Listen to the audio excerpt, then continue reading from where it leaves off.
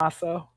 Oh, you said you ready, and then I hit the button, and you're like, I'll edit myself. Like, no, we don't want you to edit you. We want you to just edit maybe some of Keisha S language. That's what I did Oh there. no. Yeah, Oh, I'm gonna be adding the next Donna language got a too. mouth over her too, but usually she uses it like for a reason. Mm-hmm. Okay, so welcome to the What the Foul Book Club. I'm your host J-ZILLA, and I'm gonna go ahead and let my wonderful guest introduce herself. Tell us a little bit about yourself. Tell us about this book, Diamond in the Rough. Meow. That's how I gotta start off. First off, hello everybody. My name is Kyndra, aka the HNIC Crump, aka soon to be Dr. Kyndra. You know, once I get this clinical social worker degree, aka uh a teacher now, right? You know, shout out to all the hot teachers out here. This is not what we looked like growing up. You know, when we had those educators, I said, man, thank God for change. But anyway, yes, I'm born and raised. I'm born and raised in Atlanta. All right. Been here since I was 0. Okay. And yeah, that's it. Oh That's all man, I can say. And I got a cat. That's why I said meow when I first introduced when I came in. so are you fluent in cat? Meow meow. Okay, and that translates as to what exactly? Yes, yes. Look, I be meowing at random students every day. And they be like, what the heck? I'm like, yep. Yeah. Deal with it. Yes, that just happened. Deal with it. You understand that 20 years from now, it's like, I like to thank my teacher, Miss Crump, you know what I'm saying? Back in the day, she used to smile at me, and it always brought some joy to my day. And that's what allows me to drip these balls like this, right? That's it. They better thank me now. Like, hoop on LeBron James the third, you know what I mean? Hmm. Shouts out, right? But I know you're a better basketball player than LeBron, so how about that? Ooh, I'm not going there. I'm not doing this with Okay. you. No, Okay. All right. So, okay, you wrote a book. Put on the Hmm. screen there, Diamond in the Rough. There it is. Yes, I finally wrote a book. Look. What possesses a person to believe they are an author? So I'm gonna give you a quick backstory, and hopefully this answers your question as well. So started writing when I was in elementary school, late elementary school. At the time, I was watching Jerry Springer, so that was my motivation for like writing like trash type of books, right? You know, rest in peace to Jerry. He was a prominent figure in the black community, right? Back to the story. So I was writing a book. I actually remember like I was 14 years old. I had my first book called, or a little short story called Goldilocks and the Three Bears, but it was a hood version, right? It's so stereotypical. It's a mess.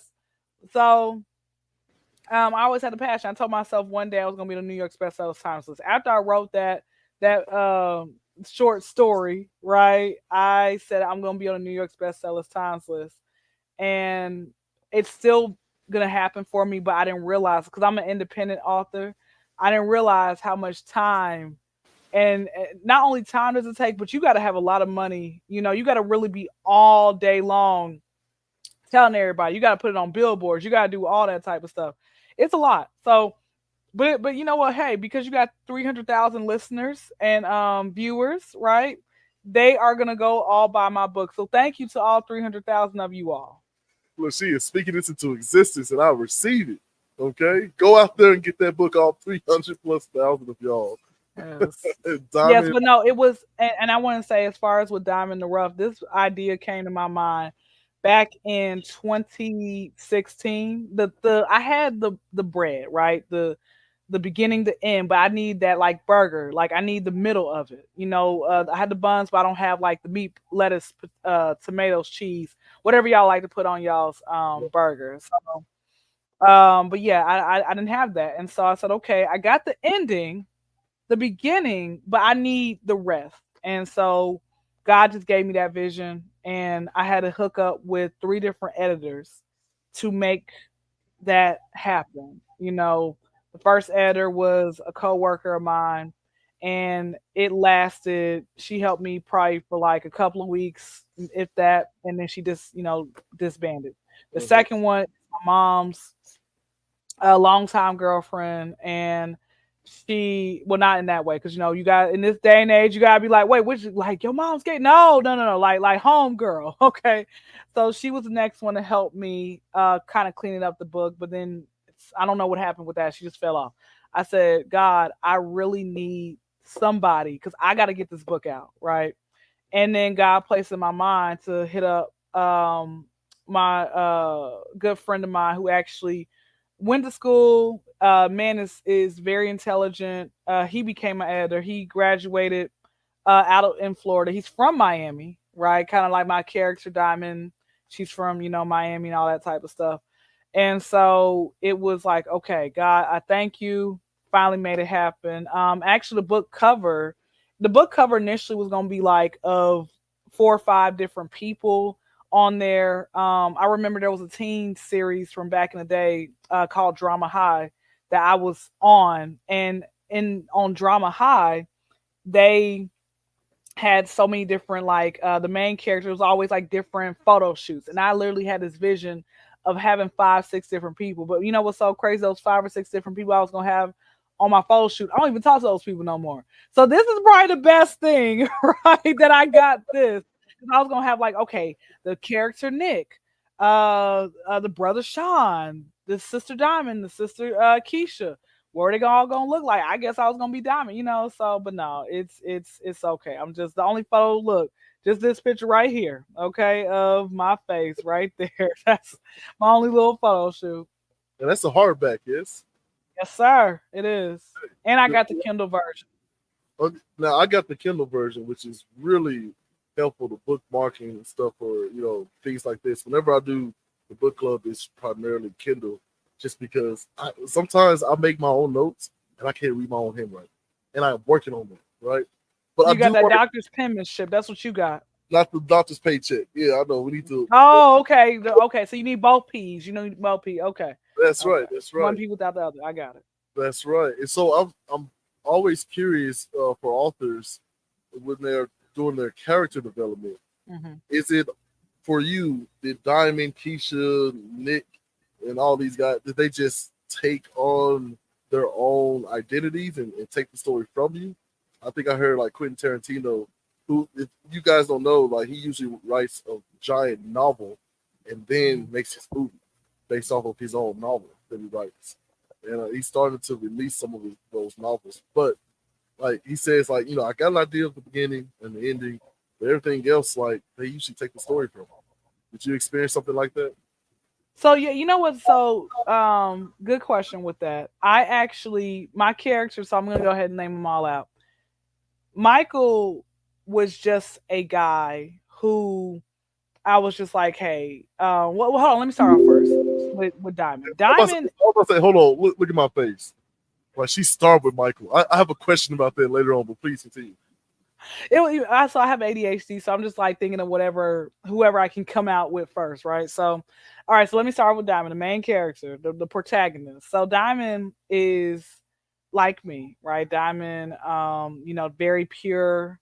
Well, this is the old Kyndra. This is a whole new reformed Kyndra, but now reformed Kendra's back pure again, okay? But but Diamond, the character traits of, like I say, chef. Like, I like to cook. I'm still thinking about going to culinary school. Dude, She is still, like I said, never had a boyfriend. I never had a boyfriend, but she had a boyfriend. So, I want to put that in there. She has a solid foundation with God, right? I have a real great foundation with God. And that's, like I say, she actually is a go getter. She literally has her life ahead of her and everything else like that. Keisha, the twin sister, is like my bad girl side alter ego, right? Like, I had wanted to be a stripper. I was over here with my morals and values, and I'm like, oh man, I can really have a Hummer right now, but here I am working this minimum wage job, right? I'll you're right. never be in a music video. Back to the story. So Keisha, she had a sugar daddy. I'm like, oh, that's what I want, but I don't want to give them no sugar or anything else in that realm. You know, like Splendid Daddy. You know, doesn't they don't really.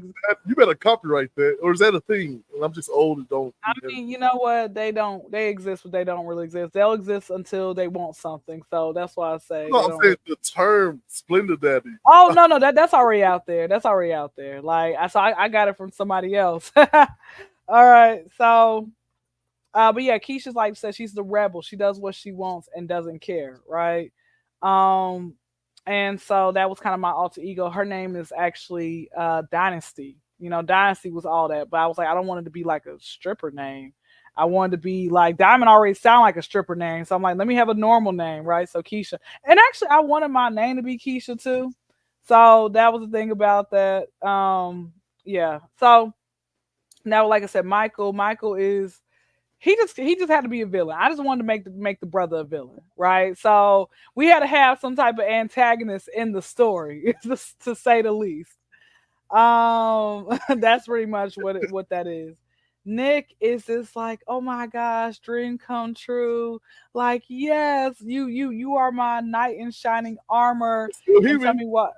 tell me why I actually dated a real life Nick years after this book like came out. Like I met a real life Nick. Baby, be careful what you wish for, okay? So this actually, as I read after I read this book, I was like, why is this really my life story? Like, and without me realizing it, it was my life story years later. I said, Kyndra, you didn't learn nothing from the book. What the heck is wrong with you? Back to the story. So, So wait, um, real life Nick is more like Michael in the story. hmm. You got to read to find out. That's a good. Hey, read to find out. Yes, or it could be no. Hey, listen, they both got some man. You know, Michael's a real antagonist, and Nick is following the He's footsteps. human. He's human because he starts off so wonderful, right? Yeah, he's Human. too good to be But, true. but so did Michael, right? You know, he's doing all the wooing and everything, and then like finding out. Okay, let's go ahead and get into the book.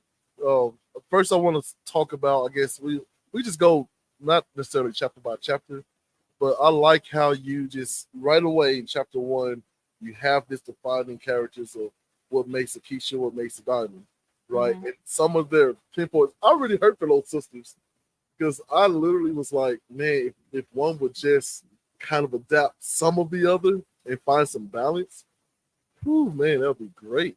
And that's how they were in the beginning. Like, well, when you read more and it goes to more of the chapter, like when you, because I think you say you're on chapter like 10 or so, but when you get more to like chapter like 13, 14, you'll figure out where the disconnect happened, you know, because there is a reconciliation, you know, so you'll understand why Keisha ended up going the way they went. And I think, you know, it's the moral of, you know, when you come across people, you know, I've been to the strip club a few times and I just think to myself, like, how did you guys end up here? Like certain people, their lifestyles, you know, or certain something could have happened to them for them to end up there. Right. Anybody who is involved in sex work, right? Same thing with Michael. Like, I don't know if you read the part where he literally had his breaking down, I'm vulnerable black man cry, right? Like every black man needs to has to have that. Like when is the last? And that's my question I want to ask you. You know, real quick. When was the last time you actually had a black that cry like that boo hoo, real vulnerable front of your wife or whatever? The tray swinging in air. Yes, yes. When was the last time you remember having that? Man, oh man, I've been had that this year. Cause I mean, a little bit about my own backstory. Like, I went a long time being undiagnosed with bipolar two disorder, and Mm-hmm. so finally figuring out like, oh, this is why I feel the way I feel, and do the things, some of the things I do. Not to make it an excuse for any of my actions, but Yeah, no, of course, of course. it was nice to like, okay, there's a thing I can aim at and try to treat. So therapy, medication, and all that stuff. So it's been a really long time since I've had a cry like that, like Got angry, like I'm mad at God and the world, and everybody, everything, right? yeah, yeah. But nobody, like I don't blame God, devil, people more than I did myself, Mm-hmm. right?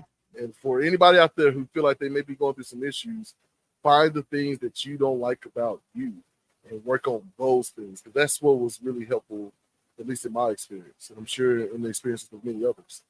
But And yeah, and you know, well, hopefully, like I say, that with that part where it comes out, about Michael and everything else like that. Hopefully that motivates a guy out there to be like, I can be vulnerable with my old lady or somebody like that. It's a And lot so, better than whipping a gun out on somebody, right? well, yeah, before, yeah, without doing that, right? But you never know. Hey, hey, hopefully it doesn't get to that part, get that far. But yes, Right. most But definitely. Most definitely. But yeah, Michael, like I said, I had to make him the villain. I will say, real quick, when it came to character development, something else that popped in my mind. The father was somebody who I wanted my own father to be. My dad was there for me financially, but that was all he was there for. Which, if with you having children, finance is not the only way that you can be that you should be there for your children. Like, it has to be a lot more. You need to be there with everything with them, not just have a shoot the breeze conversation, really sit and talk with them about life and all that type of stuff. So I wanted that as a father, so I created that part. The mom in the story is just like my mom in real life, right? So, maybe a little tidbit more. The older brother, one of the older brothers, Sean is like the brother that I always had wanted within my own brother, had my own brother and stuff. So he was somebody who I was like, okay, I'm gonna make it to where this is kind of like the reality I want with my own family. okay, so you're melding together actual experiences with the experiences that you want. You know, the Hmm. fantasy of your ideal family, like the dad who's like, listen, let's have a heart to heart, versus just like, man, I don't know, go shopping. So, what you want to do? I did forget about Sean in the book, who is very Oh much man. mentor and like, but he just keeps it so real. Like, hey man, I'm telling y'all, I'm be doing XYZ because I'm gonna tell you why. Which did make me curious. Man, I gotta finish the thing because it did make me curious about like what happened between Diamond and Keisha to make them so. And you gotta read. Because You definitely. let Diamond tell it. It was like, oh, it's like this out of nowhere thing. We used to be XYZ, and then I noticed her change in behavior, and I was trying to like be a good big sister, but she kind of came after me for it. Like even the part where she Hmm. is yelling at her about eavesdropping and all that. It's like, yeah, but Hmm. can we talk about the real issue? Yeah, maybe I shouldn't have been eavesdropping, but can we talk about the real issue, right? About what I overheard. But yeah, so keep going with character development and Yeah, and then of course you have her a couple other older siblings, Marcus and Aaliyah, and they were just like placeholders pretty much. Like, okay, well, basically this family, the Cosby's, successful black people, right? That's pretty. The mom and dad, my parents divorced when what's so crazy? My parents were married on paper 25 years, but in reality, probably was only 5, right? So I wanted to be like, hey, a successful black marriage. A lot of time. How long have you and your wife been married? What, 15 years?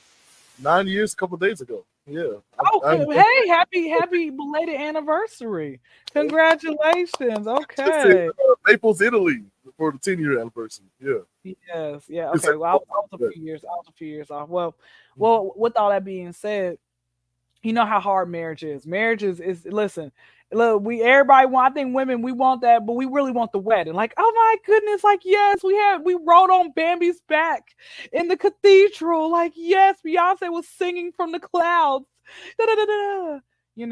Of course, that's what we want, but you have to realize marriage is work, right? And so, in this book, knowing that the marriage, with them, how they pretty much been married for 35 years, really close to 40, and that to me is beautiful, just seeing that and everything else in that realm.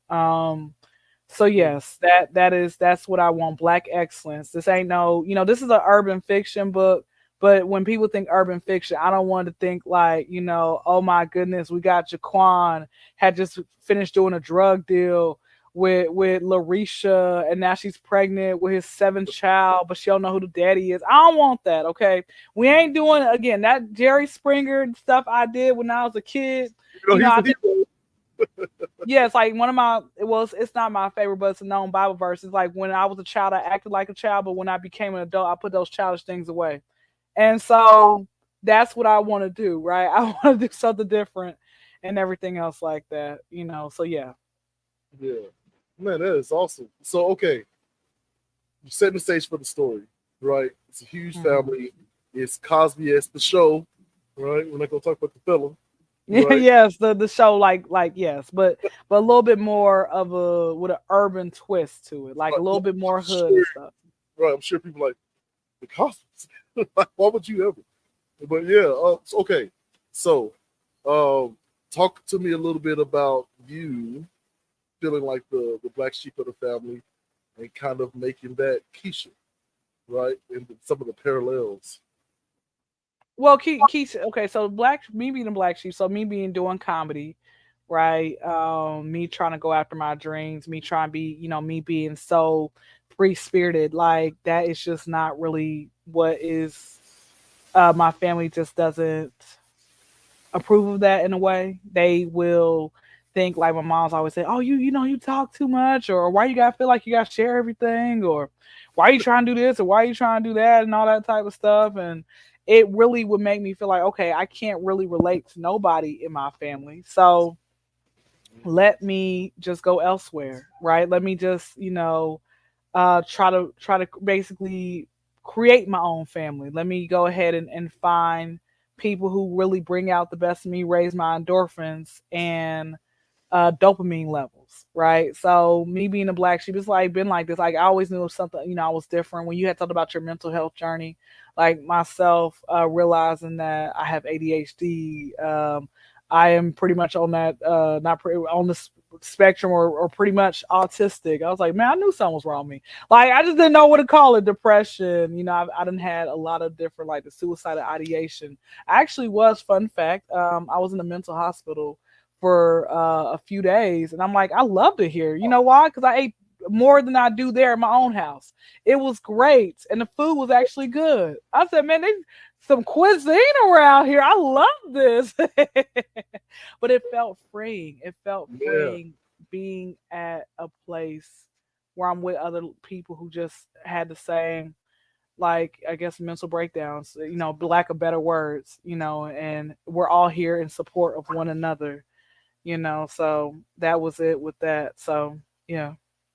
that is awesome. Like I always laughed at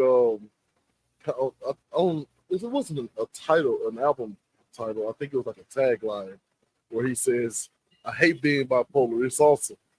Right? I always thought that's one of the funniest lines Mhm. ever come out with. But it Mhm. feel like a bit of relief.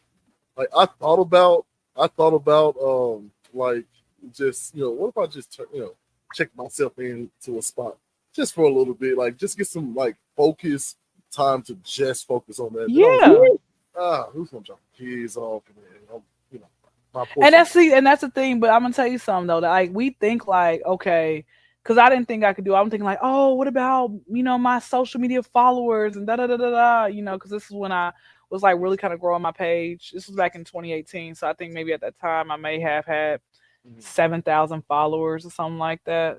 So I'm like, oh, I don't want to leave my followers and everything else in that realm. Let me make one last video, but no, I mean, your mental health comes first. Like you got to really get yourself, because you can't be the best you if you do not get yourself together.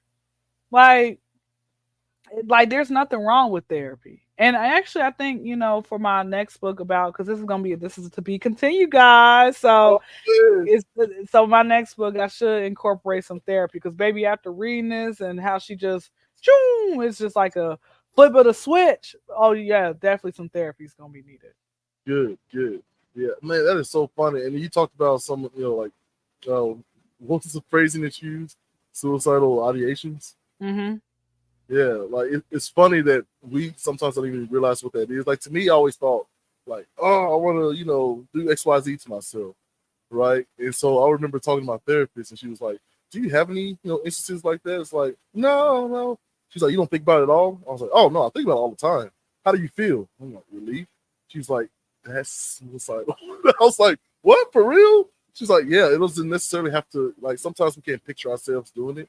Like if you're in traffic, kids are safe at home, wife is at work, and it's just you, and you see this mountain, you just think, man, I just unbuckled my seatbelt right now. Just Baby, listen, my brain, my mind be there. I'm like, baby, why would you even think that? You know how many times, like, I remember one time I actually, this is over a decade ago. So I remember I was driving and I said, I just want to turn off the lights and just swerve lanes. And I did. And I was like, oh, this is too scary. And I jumped back. I said, I'm never doing that again. um, yeah, yeah.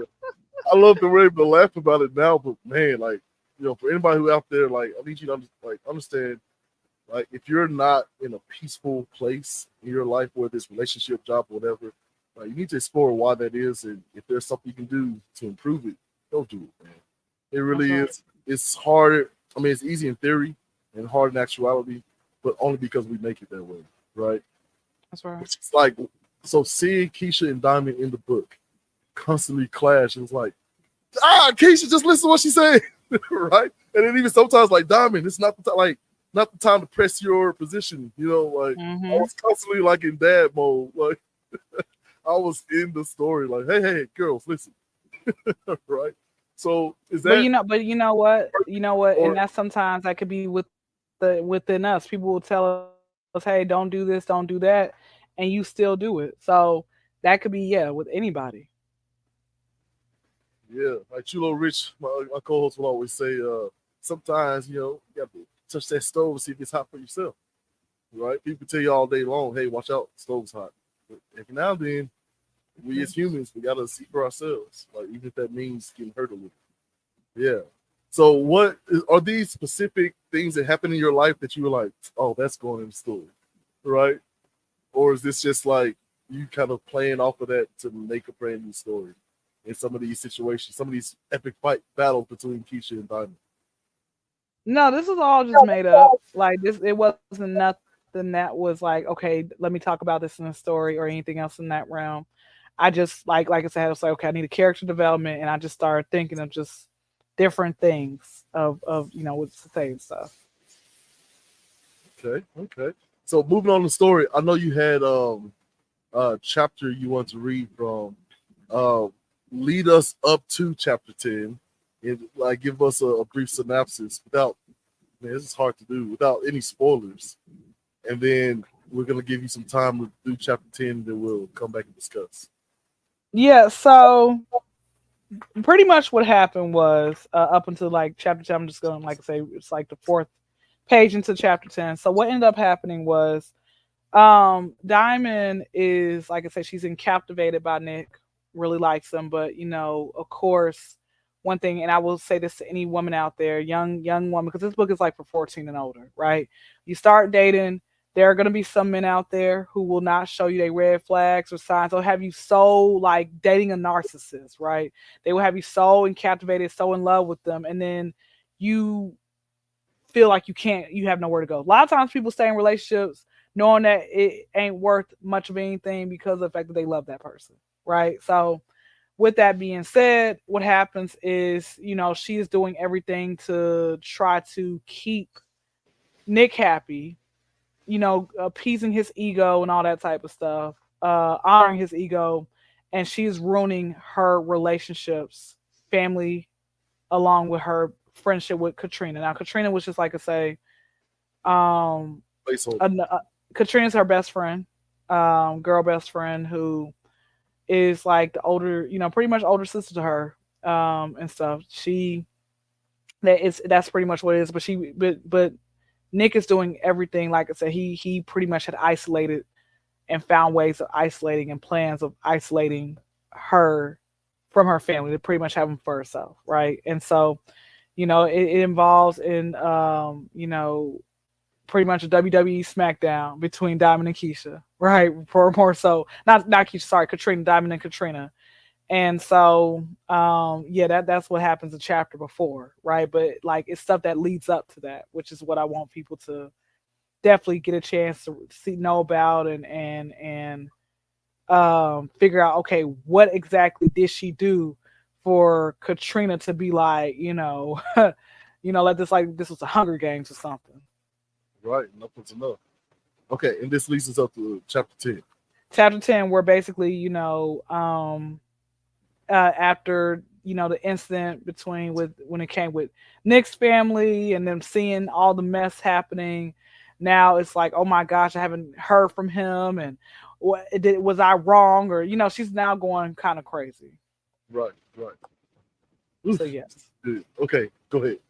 All right, so um, this is Nick talking.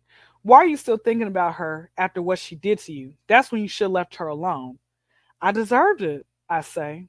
No, you don't. You deserve better. That's why God sent me to you. Boy, please, what makes you think this is God? Satan answers our prayers too. He gives me a confused look. Oh, so you think that I was sent by the devil? I'm not saying that either, but I really don't know anymore. All I know is the bond between my sister and I, Katrina, is what she's talking about, is broken because of you. Okay. And maybe you've never known what that feels like, but I'll tell you this: it's one of those pains that doesn't go away overnight. And for you to be so nonchalant about the entire thing is a problem for me. This is what Nick has to say. The bond is broken because of you, man. All this back and forth. See what he's doing? I told you how to handle her, but I never told you a lie. You took it upon yourself to do that. And you see how it worked out for you? Like, what do you want me to say or do? I've told you from the beginning that if she was a good friend that stayed in her lane, then none of this would have happened. Man, when I first met her, I even thought about hooking her up with one of my people. But her attitude is so messed up, she can't mind her business for nothing. Why even be friends with someone like that? All she's doing is ruining your life. Mm. And they actually are at the dinner table celebrating his promotion. So Yeah. So that level, excuse me, we talked on the other show about the different types of abuse, right? And sometimes, like, we can very easily see somebody when their faces are swollen up and all of those things. But mhm. oftentimes, this type of abuse kind of goes unnoticed. Or maybe we kind of raise our eyebrows and go, what's going on over here? And then, but we just move on, right? Because we don't put it on the same, level as someone getting backslapped, or like Jennifer Lopez getting punched in the face in the nut, right? Mm. Like we saw that at a restaurant. Men everywhere would come running like, "Hey man, what's going on, bro?" Right? But Yep, this I'll go, all right, well, pass the salad, please. You know what I mean? that's So, it. so is this something like what made you incorporate this in? Because you're showing a lot of different narcissistic ways, right? Like, is this from experience? Have you experienced a lot of narcissistic men and women that you just wanted to highlight? Not that I actually know. Like, I didn't realize what narcissism was. To say, I will say I incorporated that because, like I said, I wanted to make Nick the villain, right? I wanted him to basically.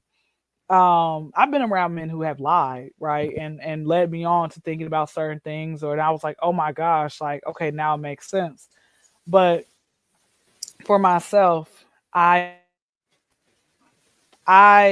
just wanted to incorporate like, hey, this goes to show, man, just because someone comes in your life, you do have to be mindful of what you pray for, because the enemy will listen to your prayers as well. I'm sure we've heard that before, and you also have to look out for the red flags. So no, it wasn't because from more so from experience. It was just more so because of the fact that this could be a learning lesson. You can look at the signs early, um, you know, and just to show, hey, sometimes we fight for relationships that had no business being fought for. Man, that is wild. So I was on a panel that talked about this very thing, and Mhm. a young lady was asking the question like, "What are you supposed to do with these narcissistic men who like 1 year, 2 year can play like this role before it just all comes like spilling out, right?" And the question for the panel was like, "Man, like nothing. There were no red flags, no red flags at all, or did you just blow right past them?" And one of the guys on the Those red panel. flags. Right, right. Well, one of the guys said, well, narcissism, is such a rare thing. And it's like, so he's talking about it from like the actual diagnosed extreme version of it, which is Hmm. somewhere between like 5 and 8%. I don't remember the exact number. But Hmm. that part's true. It is rare, even rarer in women. But most of those narcissistic people, like 50 to 75% of them are men, right? And that doesn't mean that men and women can't have some of those tendencies. that go undiagnosed, right? Because one of the key components of being a narcissist is my whole game is not letting anybody know that I'm a narcissist, right? That's right. Bro, as soon as they find out, you'll see them pack the bags and I got to move on to the next town, right? Oh, they know me now, so let me keep going. That's why they can't stay in relationships very long. They can't even, like, they tend to move a lot. They don't tend to, commit to jobs or anything. Because once people find out who you are, now I got to go. Like, I'm not going to change. I just got to, move to the next town and put on another show, like you're on tour or something. And if once you read the story, the different women that he dated over, because again, she's 25, he's 30, right? So he's dated so many different women and stuff like that, and different things have happened, so all that type of stuff. Yeah. Definitely some predatory vibes, right? Like him being what was it, a senior, and she's a freshman in college, right? He's a senior in college. Yeah, you know what? That's a whole. See, you gonna have to bring me back on the podcast so I can sit here and tell you all the unpopular opinions, and I can have my whole thought. Because maybe I be wanting to sit here and tell and let folks know the real. Because I saw this one couple. She's like, "Oh, he's 37 years older than me."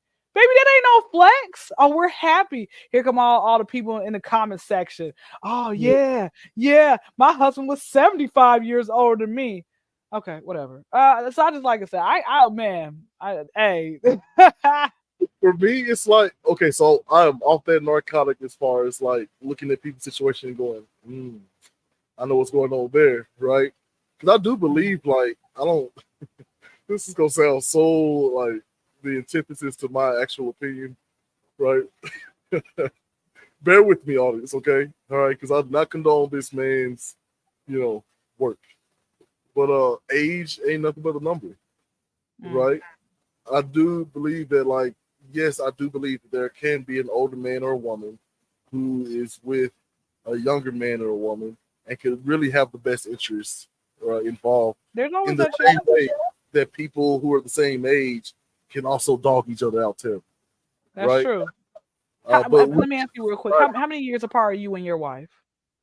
Oh, we're the same age, pretty much. Like okay, born the same same year. Right. She's a couple months. She was in August of '85, and I was in December of '85. Okay, well, see, and that's good. That's actually good. And again, I'm not saying, like you said, you can date somebody 20 years older than you, and it ain't like mom and dad type of vibes going on, right? Like, but at the same exact time, I have tried talking to men who were older, talking to men who were younger, men in my age group, but I'm like, man, these men ain't worth much of a crap. Okay, like in a clean version of what I'm trying to say, they ain't worth. I said, baby, let me focus on myself. Okay, let me get my cats. Okay, get a farm, buy a farm, get some animals, and probably have a yeehaw boyfriend, cowboy when God says, that's it. Okay, Georgia. Okay. That's it. I do believe though all of that stuff comes into play. But here's what I've been trying to develop with the other show is I'm trying to create a ceasefire between men and women, right? Mm-hmm. Because if men are like women ain't this and that and they need to be X, Y, Z, and women are saying the same things, like maybe because our show rules are everybody's a little bit right, everybody's a little bit wrong. Each of us has something of value to share. And there's at least 3 sides to every coin. That's for you businesses out there. So for me, maybe get rid of all the labels and all the men are, like the broad stroke statements and opinions. Let's ceasefire. Let's get rid of all that and let's just start to rebuild our version of society together in the relationship between men and women. So like you said, there are some men out there who do X, Y, and Z that are negative. Like, so these are going to be my frame of reference for, dudes I don't want to prep with, right? And so now I'm going to pay attention to people who don't exhibit those things while they exhibit some competency, right? I mean, competency is basically, it should be the currency of the day, but it's not. It's attention that we value, right? How many people can I get to look at me, good, bad, or ugly? That's how you get the red pill. They are authentically horrible people who get a lot of attention, millions upon millions of views, right? But if we start trading in a different currency, which takes time and a lot of effort on both sides, maybe the currency can be closer to those values that God has set thousands of years before us, right? In the Bible, the fruits of the Spirit, right? Are they respectful? Are they kind? Right? Do they endure much? Right? Are they seeking to bear each other's burdens? All these things. So that's what I'm trying to build on the other show. Like, how can we do a ceasefire and then come up with new rules of engagement between men and women? Because I think me and my wife, I like that. Yeah, well, me and my wife, you can say that, like, oh man, they're the same age, and that's why their marriage is successful. It's like, no, not at all. Like, we met in the church, like when we were 14, 15, dated in high school, remained friends, reconnected, got married, right? But there's a lot of work in between there. There's a lot of and I was gonna say, people ain't gonna listen. If every married couple told y'all the nitty gritty of the issues that they have, people like, what y'all still together for? But I don't want to get married. Da, da, da. Okay, then be alone or marry yourself. Listen, that's what's popular now. I have an issue about that too, but guess what? I'm gonna keep my mind, my business on that. Nah, man, you got to realize, like, we are all flawed individuals. We have different issues we have going on. And it's amazing, like I said, that you guys met. And I thought even meeting a man in church, I'm like, oh no, meet a man in church, it's gonna be great. I said, brother, what in the world is what in the come on, how you quote more Bible verses than the pastor, and you were out here worse than the worst person. Why not? People are human. But why not when we now have pastors who are engaging in those same things? That's who. You heard about the pastor that just got convicted, 45 years money laundering. I think he was a New York pastor. I gotta figure out what the brother's name is, but it was literally like he got convicted last week. And he has, like I say, 45 years. And I was like, wow, but again, not every pastor's like that. He was actually taking the church members' monies and he was like he basically was one of those people where it's like, hey, you know what? I'm gonna sit here and I'm going to still rob you and then post online that I basically robbed you. Like one of those people. And I'm like, what in the world is wrong with you? His name is Bishop Whitehead. Okay. He was found out on fraud, extortion, using the church money for designer clothing. Brother, come on. You're going to be designing up all right. That orange jumpsuit. All right. Better have it bedazzled. Okay. Oh, my goodness. Yeah, that's crazy. Like, and so, man, us poor Christians. Like, in the book, in the book, they go to church. Uh-huh. So there's some Bible verses there as well in there. Oh, man. Did I skip over that, or it's just my memory trapping with me? Does it play a prominent role, or you say like the background of all this is kind of interlaced with scripture, where this explicit scripture? It doesn't really play. Well, so what happens is Diamond has, she's having, like I say, issues with her boyfriend, with Nick, and at the end, a lot of times when people are really going through it and stuff like that, they just, hey, where can you run to but God? So she does eventually go back to God and or runs to him to church. So they go to church and, she has a conversation. She needs some spiritual guidance. So she goes to the first lady and talks to the first lady with advice. So, yeah. Okay. Yeah, nice. Yeah. So I think one of the biggest issues that we have is having bad publicity, right? Because people are going to talk about this, right, way more than they talk about the millions that go into all these different programs for impoverished innocent kids and people, like all these church programs to help struggling families with clothing and shelter and bills and all this stuff. Like, it's just such a bad publicity stuff, like that. The people who, when they think of Christian, they think of a certain person, and it also makes it harder, like the Bishop Whiteheads of the world make it harder for like I would say like a Joel Osteen, right? Who's got a lot going on as far as like mansions and private jets and cars and stuff. And it's like, what are your opinion on that? Because I don't find that that's a problem, but unless you're like stealing from the church to do all this stuff. Well, honestly, you asked me my opinion. I'm just gonna keep it real with you. When you Bro, said Bishop Whitehead, you said Joel Osteen. I was about to say, baby, that's worse. He, after what happened with the Houston thing, and he didn't allow his church members to come and actually take it like sleep. And he had like the homeless people. It was flooding in Houston. That bothered me. That really mm, bothered me but I said, hey, that's just who he is. A lot of times, man, televangelists, you really can't trust them like you think. I think right. it's better finding local churches that people who aren't as big.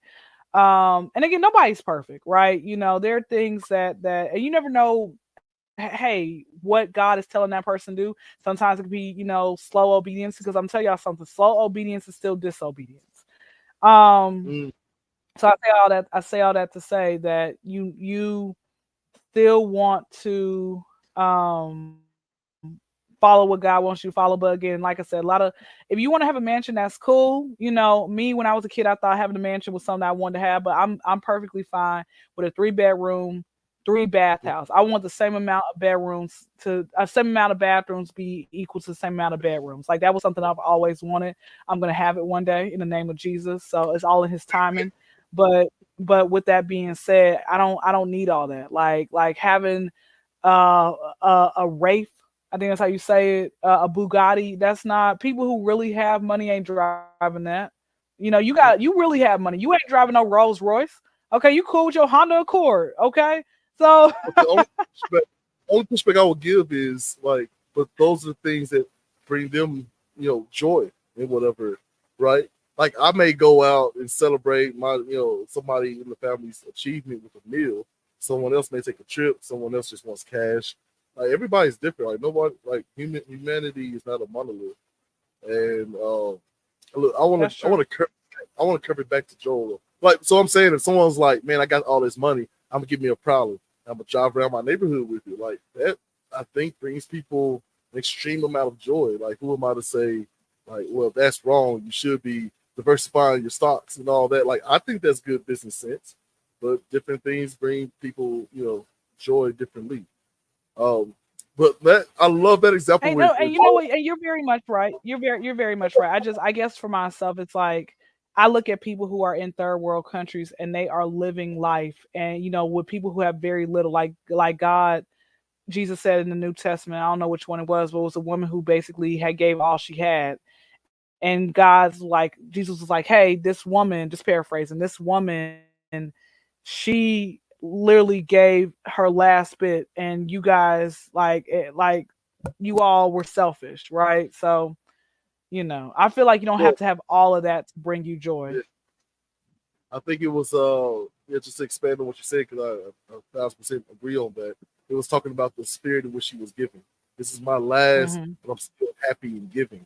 Whereas people were giving, their 10% to the church like they were supposed to, but they were like, here's my 10% or whatever. So he's talking about the spirit of a person. So like, even if you don't tithe, like, what are you doing with your time to, push God's kingdom forward? But I always find the Joel thing interesting because like there are examples where guys like, man, I really like you. Here's everything, right? Like Job had it, David had it, Solomon. No one was richer or flyer than Solomon, right? Even Hmm. though he had his mistakes. So I don't think the wealth is the issue. Is how you acquire and what you do once you have it. And that example of him not opening up the doors immediately, that's a great example of like, I don't know about this guy, but it took me to like really look into it and like, well, how come he didn't? And of course, they Hmm. have their marketing team or whatever come up with whatever excuse. It did make sense of like, Hmm. yeah, we can't fling the doors open and have people trample each other and just grab whatever. Right, we want to do this the right way because he did eventually open, and he ended up helping thousands of lives.